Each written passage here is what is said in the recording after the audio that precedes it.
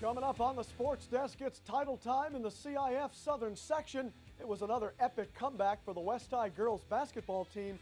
The Bishop Montgomery girls needed OT against their bitter rivals. And how would the Bishop boys team respond from their first loss of the season? Plus, the South High boys soccer team is involved in another thriller.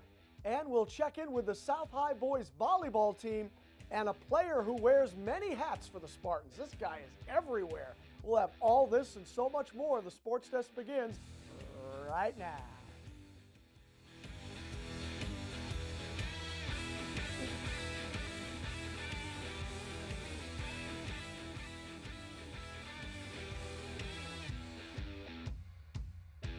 Welcome everyone to the only sports show designed with the Torrance sports fan in mind.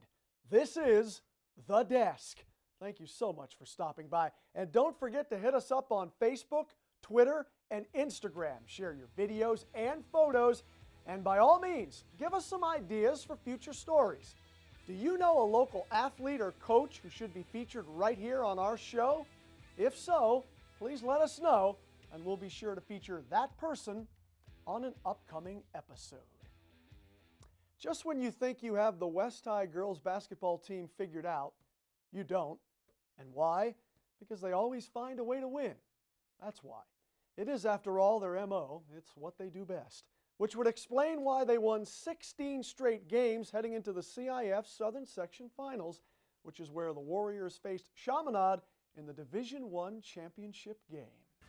Chaminade, a bigger and stronger team. West would get all they could handle in this one. Close game in the second quarter. West down 4. Katie Timmerman drive-through window. Nice move. Warriors down 4. Wouldn't last though. End of the half now. Alexis Whitfield to Alexis Rodriguez. Money ball. Eagles led by 9 at the break. Third quarter, here come the Warriors. After cutting the lead to 2, Warriors down 6 with 26 seconds to go. It's Timmerman from downtown. 3 of her 11 points. West trails by 3 after 3. Fourth quarter now.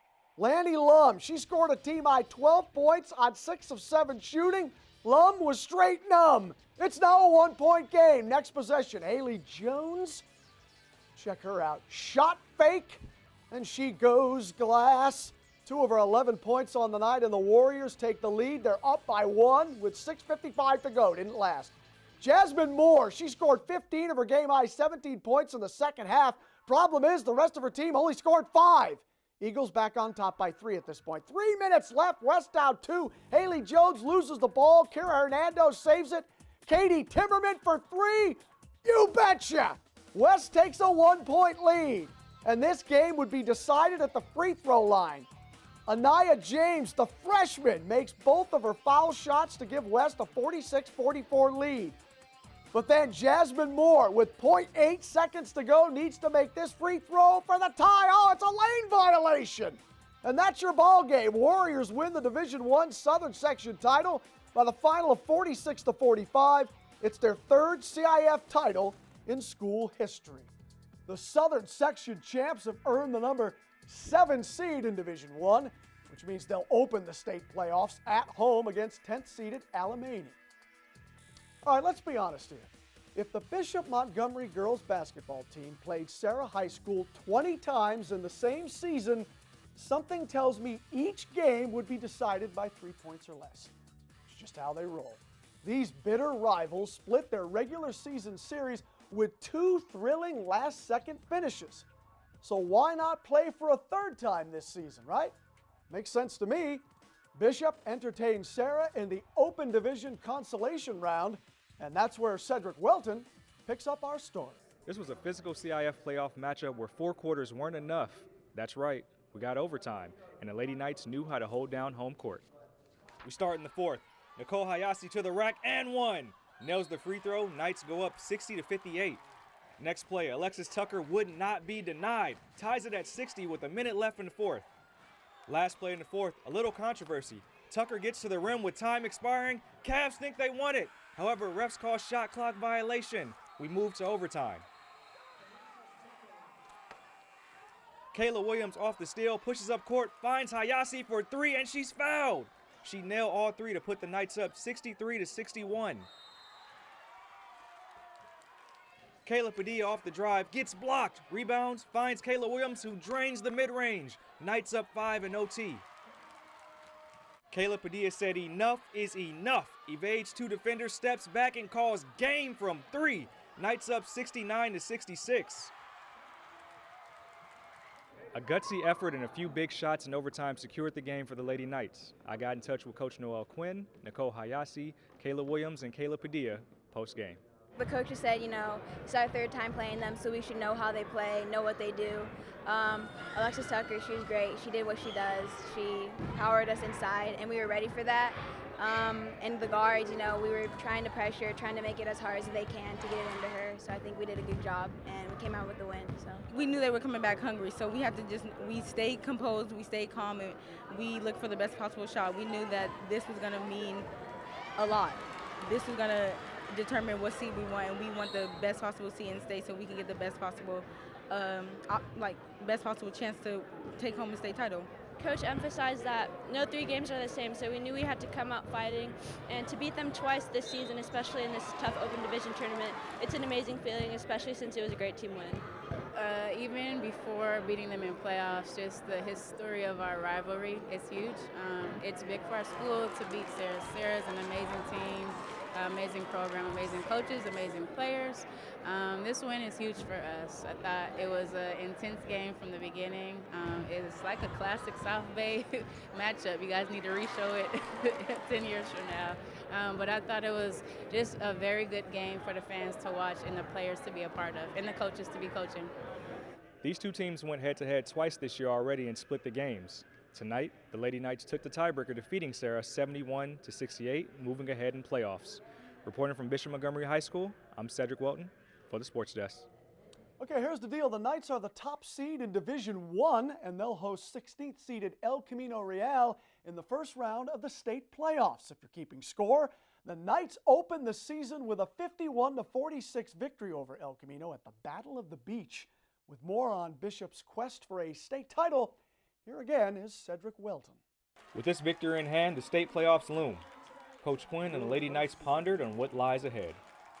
We're just still going to be focused. We got to stay locked in on everything. Our main goal is, to win state, and to do that, we just have to stay focused. We have to keep working hard constantly, at practice, stay focused in every single drill that we do, and work our hardest, and we'll succeed. Just stay composed. Don't think like, oh, we beat them. No, because there's better teams in state. There's better teams out there that are ready to compete with us. So we just have to keep our head up and don't be conceited. Well, definitely this game is going to, bring us a lot of excitement and really be the motor of what keeps us going these state playoffs. We ended in the first round last year, so that's definitely going to be a motivation to keep going further and hopefully clinch that title. Reporting from Bishop Montgomery High School, I'm Cedric Welton, Sports Desk. Cedric, thanks. It's been a long time since the Bishop Montgomery boys basketball team had to do this, and this would be bounce back from a loss. Let's put it this way. The last time the Knights tasted defeat, the #1 song in the country was Bad and Bougie by Migos. It was January 16th, 2017 to be exact. So the question is, how would the Knights respond after that heartbreaking loss to Sierra Canyon? Well, you're about to find out. Knights hosting the Eagles of Etiwanda in the Open Division Consolation Round. Kessler Edwards and the 2nd-seeded Eagles visiting David Singleton and the top-seeded Knights. First quarter, score tied at 11. Jalen Washington inbounds the ball to David Singleton. And if 2's a company, then 3's a crowd. Knights on top 14-11. Eagles respond. Legend stamps. The big fella jacks a 3 of his own. We're knotted at 14. Eagles led by 1 after 1. Second quarter, different story. Gianni Hunt stops on a dime, places the J with the rest of the canned goods. 2 of his 10. Bishop scored 16 in the quarter. Etiwanda scored 0. Watch this. Final play of the half. Singleton says, not in my house, kiddo. Bishop's D held Etiwanda scoreless in the second. Knights led 32-17 at the half. Third quarter, the Eagles go on a 9-0 run led by this guy, Kessler Edwards, who dropped a team high 22 points for Etiwanda. Wasn't enough, though. Bishop answered with an 11-1 run. Singleton behind the back. 2 of his game high 28 points. That's fancy. Bishop led by 15 after 3 quarters. Fourth quarter, more Bishop D. Will Crawford the steal. D. Singh The flush! And that was the nail in the coffin. Bishop wins 65-51. After the game, the Knights discussed something they haven't experienced in a very long time, and that would be bouncing back from a loss. In my opinion, we didn't need to lose, but we definitely needed a wake-up call because we were looking too lackadaisical. Even in our games we won, winning by 1, winning by 3, it doesn't cut it in playoffs, and we learned that the hard way. So we have to come out, we have to play our game out here. That loss reminded us, like, we're still beatable. We're not unbeatable. So every game we just have to come out hungry, ready to win, ready to compete and fight. And I was really pleased with the way the kids responded. That's a good team, and for us to beat them, and I thought we controlled the game pretty good after the second quarter. I was just really pleased with their effort, and that was good as we played in a while, so that was good to see. Up next for Bishop, the Knights have earned the 3rd seed in the Open Division State Playoffs, and they'll host the number 6 seed Mission Bay in round number 1. Okay, to college hoops now, where the El Camino women were trying to extend their postseason. The 6-seeded Warriors visited the number 3 seed Mount San Jacinto in the State Community College Regional Final, and the Warriors' incredible season comes to an end with an 81-67 loss. Kayla Bibb recorded a double-double with 26 points and 10 boards. The South Coast Conference champs finished their season with a 12-7 record. Okay, let's talk high school soccer now. The word drama is defined as an exciting, emotional, or unexpected series of events or circumstances. It's also what the South High boys soccer team has grown accustomed to this season. The Spartans know a thing or two about drama, that's for sure. After all, a lot of their games are filled with it, including this one. South hosting Sunny Hills in the CIF Division II semifinal. Cedric Welton was there, and he files this report. This game was so competitive and had so much defense that both teams went scoreless through 2 overtime periods. It's the CIF semifinals, and a championship appearance was at stake. We have penalty kicks after double overtime. Amari Maldonado puts the Lancers up 1-0. Mason Briggs, right corner pocket to get the Spartans on the board, down 2-1. Goalkeeper Cole Cush says, "Can I kick it?" Yes, you can. This ball gets lodged in the net as the score gets evened up. Zachary Miramontes to break the tie, and he gets it. Lancers up 1 goal. It comes down to Dylan Martin to extend this game, and it's blocked by Jonathan Pena, and the celebration is on as the Lancers rush the field. I spoke with Spartans head coach Chad Lagerway about the result. It's obviously a really difficult way to go out to fight like that tooth and nail, and to have what I would say is a very even game. It's got to end. Somebody's going to be really disappointed. Unfortunately, despite our efforts, we couldn't find a goal, and that's the way it goes sometimes. This was an abrupt ending to a great season by the Spartans, one that saw them finish 2nd in Pioneer League play. Coach Chad Lagerway reflected on the season and the future outlook of this program. I think we've established a track record of being a pretty good program, and it's another year of doing the same. I would say that this group has overachieved given what we had, which is really rewarding when you're playing your best as a group at the end of the season. A best-of-5 penalty kicks were the deciding factor, and Sunny Hill came out on top, defeating the Spartans 3-2, moving on to the championship round. Reporting from South Torrance High School, I'm Cedric Welton for the Sports Desk. Cedric, thanks. High school baseball now. In the words of Grammy Award-winning duo Milli Vanilli, blame it on the rain. This is what University High School of West LA was saying when they visited Bishop Montgomery recently. This will all make sense when you view these highlights. It was raining cats and canine corners during this game, but that didn't stop Elijah Tolsma from doing this. He's knocking some serious base. Elijah hits one deep to right center, and it scores everyone. Nick Fraley scores. Ben Hickerson scores. EJ Gomez will score all the way from first. It's a 3-run triple for Tolsma. But wait, there's more. Corey Caldwell at the dish now. Tolsma on third, and Tolsma is coming home.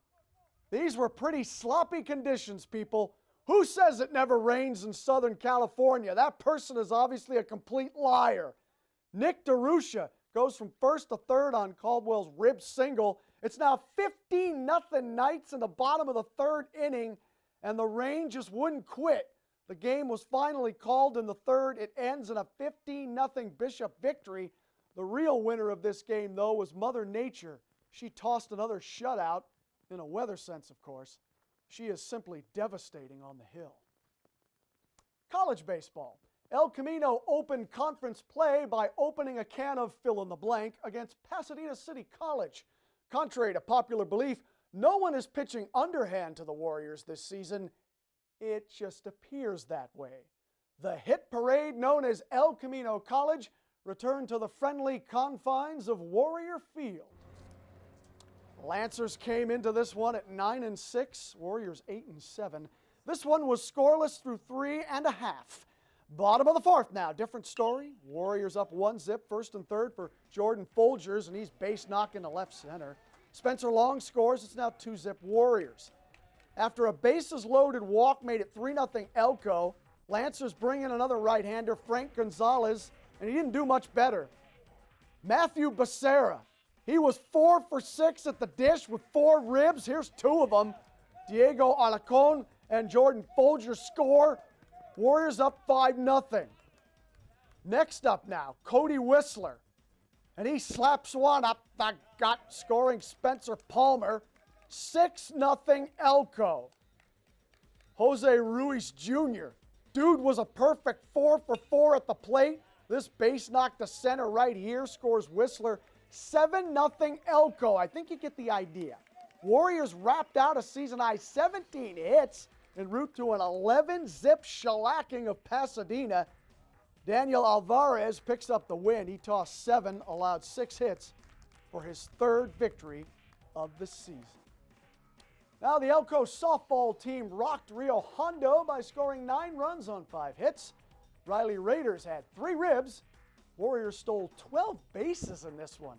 And Clarissa Chiquete picks up her 8th win of the season.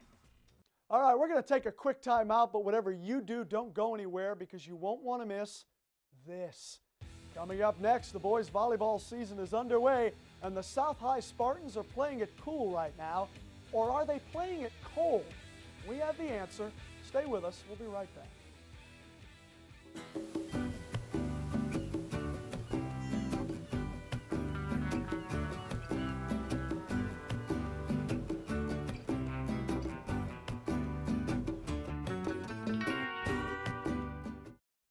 Welcome back, everyone. Remember to follow us on social media, Twitter, Instagram, Facebook. Share your story ideas, post your photos and videos. We want to hear from you, Torrance. After all, this is your show, so be sure to get involved. All right, they didn't lose a single game in the Pioneer League last season. A perfect 8-0. They would be the South High boys volleyball team. The Spartans haven't played a league game yet this season, but they're already 6-0. Which is pretty impressive because the Spartans actually moved up to Division I this year. So what's the reason for all of this success? That's a good question. Danielle Alvari has the answer. It's a new season and a new division for the South High boys volleyball team. But there aren't a lot of new faces. We have about 8 seniors coming back. Last year we only had 2, so the experience level is tremendously different for sure. We all moved up from JV to varsity together our sophomore year. So as a team, we really are like a pretty solid structure. I think we're just older and more mature and we know more about the game. That knowledge and experience will set the Spartans up for a successful year. This season with having all seniors, I mean, we'll be able to count on almost all of them, you know, to pull through, to step up. And the players can count on each other. We all kind of know each other's style of play, so we kind of work off of that. We have players who've been playing for 3 or 4 years, so they know, what shots are open on the court and where to put the ball when we need to put the ball. That team bond extends past the boundaries of the court. Everyone's very together. Everyone comes to the team dinners. Everyone likes hanging out with each other. Everyone's friends on the team. We just like to screw around a lot but still have fun and be competitive. Last year, the Spartans went undefeated in league play and made it to the CIF Southern Section Division II semifinals. This year, South is moving up to Division I. We are the only sport on campus in D1. Competing at Division I means basically we're going up against the best teams in our age group. Coach Saldana says the challenge will be keeping the team hungry and motivated throughout the regular season. Once we hit playoffs, the competitive level is going to be completely different. Seeing the D1 teams, a lot of those kids are going to be, going on to the next level to college. Nevertheless, this Spartan army of seniors is ready to rise to the challenge. We have overall just very solid team. Practices are very competitive, and I think everyone wants to win this year. It's our senior year, so we're all trying harder. It definitely puts some pressure on us, but we're here for it, and we want to work for it. We're a bunch of guys from South Torrance. No one really knows us, Everyone knows the Corona Del Mars, the Loyolas, all those in Division I. So I think going in, it's just the same mindset, just play like no one knows us. But just maybe, after playoffs this year, everyone will know exactly who the South High Spartans are. I'm really looking forward to the chance and the opportunity to play a higher competition when we get to CIF. And I really think we have a good title run in us. Reporting from South High School, Danielle Alvari for the Sports Desk. Now, one of the players you just watched in that story is last season's Pioneer League MVP, Cole Kusch. I'm sure you're familiar with the name. After all, the South High senior just happens to be a standout in 3 different sports: soccer, football, and of course volleyball. Danielle Alvari has more. South High senior Cole Kusch has been playing volleyball since he was just 8 years old. He followed me to a scrimmage. There was a 6th grade boys team practicing, and I knew the coach, and she's like, hey, we need another player. And she drug him out on the court, and we started playing then. So a 3rd grader playing with 6th graders. The boys group was always the smallest, but I just remember bonding really well with all the guys that came in every year. And I just had a really good time. That was like what I looked forward to in the summer. His very first tournament was a junior Olympic qualifier where he had to play against 8th graders. So he's been doing it for a while. Fast forward to now, and Cole is a 3-sport athlete, playing football, soccer, and volleyball. When I decided to play football too, it wasn't that big a deal. I show up and kick at 3, and then I go to soccer or volleyball depending on which day it is. It just keeps me busy. Most recently, Cole went from competing with South High in CIF's soccer semifinals to South Volleyball's first game, all in the same day. People talk about how hard it is to just play all 3 in high school, but let alone play 2 in a day was tough. I was worried about the volleyball game the whole time I was in the soccer game, but I was also worried about the soccer game. It was a really cool day. South Volleyball head coach Aaron Saldana says he supports Cole playing multiple sports 100%. I tell all my boys this is the only chance you'll have to play 3 sports. So I love that he plays 3 sports. I love that he excels at all of them. And Cole has another coach in his corner too, his dad, who is currently the South High girls volleyball coach and played volleyball for Long Beach State. Volleyball was my main sport, but I loved playing soccer, and I played football also in high school, but not nearly the level he is. Having a coach as your dad can be difficult, but it certainly has its benefits. I go home and I don't hear the end of stuff sometimes. The car rides home are difficult. When we get home, my wife does usually a pretty good job of separating us and saying, you're his dad now, not his coach. I can't count how many times in games I look back at him and I'm like, what am I doing wrong? Like, how can I do this better? And so just having that volleyball IQ, I think he's really helped me develop as a player. The next step for Cole is continuing his athletic career in college. With this kid's mentality and his drive to win, he's a huge asset on any team. I can't really imagine life without it right now, so I think I really need that in my life more than anything right now. Reporting from South High School, Danielle Alvari for the Sports Desk. Danielle, many thanks. Let's turn our attention to high school boys tennis now. The Warriors of West High are getting their season underway. They were entertaining the Gauchos of Narbonne in a non-league contest. Terrence Davis was there, and he files this report. Coming off a difficult loss to Peninsula, the West Warriors looked to get back in the win column as they faced off against Narbonne. West was fired up and ready to take it to the Gauchos, but the tide turned early as the Warriors dropped 5 of the first 6 matches. The #1 pairing of senior Justin Pack and freshman Yuki Segura kicked off the contest with a 6-4 defeat to Narbonne's Sergio Mendez and Bryn White. Pack, a team captain, admitted their emotions got the best of them in the loss. The first match, we were definitely a little nervous in the beginning, and then it was just on us that were making the silly mistakes instead of them. We could have easily taken it, but I guess we just got to ourselves. But what does the Warrior do? He fights back, and these Warriors are no different. Pack and Segura stormed back to win their last 2 matches convincingly, 6-1, 6-1. Segura says his growing friendship with Pack is a major influence on their game. He's always like encouraging me, and I'm always encouraging him. So it's like teamwork, both in and out of the courts. That's also important to have that bond with each other.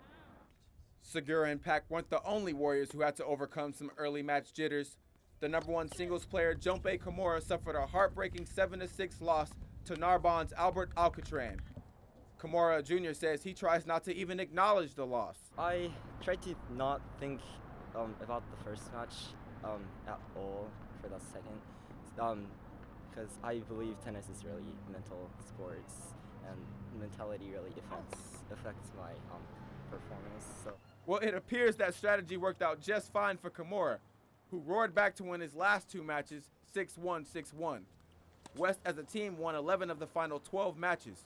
Coach Attila Lasu says he was impressed with the way his team battled back from adversity. I'm really proud of the team. They came together today against a Narbonne that brought really good competition and great players, and it turned out to be really competitive, especially towards the end. So the West Warriors pulled out a convincing victory against Narbonne, 12-6. Reporting from West High School, I'm Terrence Davis with the Sports Desk. Terrence, thanks. All right, we're going to take another quick time out here on the Sports Desk. Don't move a muscle, though. Still to come, the Lions are celebrating one of their student athletes, and that's because he signed the dotted line. We've got all the details. Stay with us. Alexa, how do you tell if asparagus is still good? If it's not moldy or slimy, it's okay to eat. Enable the new skill from Save the Food on your Amazon Alexa and help fight food waste. Welcome back. It's not every day that someone just goes and makes history, but that's exactly what one of the students at Ambassador High School did recently. History was made when Stephen Barker, a senior at Ambassador, became the school's first student athlete to sign a letter of intent to play college sports.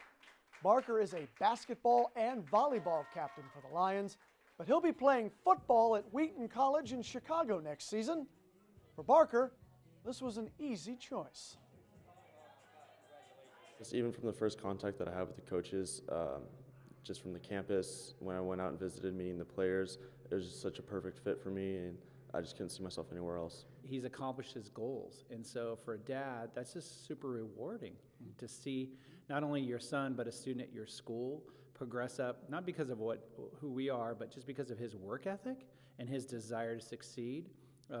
That's great. For those that don't know, we actually don't have a football program here. Mm-hmm. So to see Stephen still working on his football outside of having no program and still believing that he could still go and play college football was very inspiring. I feel really honored to set a precedent for this athletic program that hopefully a lot of athletes will follow, and I just feel really honored to be the first one. That is awesome. A piece of history right here in Torrance. Congrats to Ambassador High School, and good luck to Stephen. All right, and speaking of history, Torrance native Chloe Kim is making history again. That's right, after becoming the youngest female snowboarder to win Olympic gold, Kim now has the fastest-selling cereal box in Kellogg's history. The limited edition gold medal box of cornflakes featuring Kim broke a record by selling out in just 7 hours. Wow. And to think, I eat cornflakes every morning and I don't have one of these. Chloe, hook a brother up. Come on, man. That is awesome. All right, that does it for this week's edition of the Sports Desk. Thank you so much for joining us. As always, we appreciate your support. My name is AJ Vittone, and I've seen, heard, and said enough for 1 week. We'll continue this conversation again next week, I promise. Until then, don't forget to follow the Sports Desk on social media, Facebook, Twitter, Instagram, and remember, you can email us as well. We'd love to hear from you. That's all the time we have, sports fans. We'll catch you next time right here on the Sports Desk.